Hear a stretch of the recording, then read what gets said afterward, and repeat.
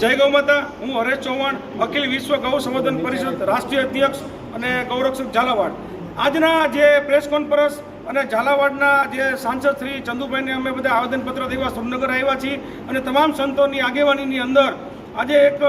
જગતગુરુ શંકરાચાર્ય જ્યારે 33 રાજ્યની યાત્રાએ નીકળેલ છે ત્યારે આજે ગૌ માતાની કતલેઆમ જ્યારે ભારત વર્ષમાં થઈ છે ત્યારે સૌ સનાતની અને આપણે ગૌરક્ષકોની ફરજના ભાગરૂપે અમે આજે ચંદુભાઈ સિહોરાને આવેદનપત્ર આપશું. જે અમે એમની પાસે વિનંતી કરવાના છીએ કે આ બિલ આપ સાહેબ સંસદમાં જેમ જ્ઞાનીબેન ઠાકોર અવાજ ઉઠાવ્યો હતો એમ ઝાલાવાડનું જો ખમીર હોય તો ચંદુભાઈ સિહોરા તમામ નાગરિકો વતી એમની ફરજ છે આ ગૌ માતાની જે કતલેઆમ થઈ રહી છે જેના માટે ગૌ માતાને રાષ્ટ્રીય માતા કેન્દ્રની સરકાર તત્કાલ જાહેર કરે અને સમગ્ર ભારત દેશની અંદર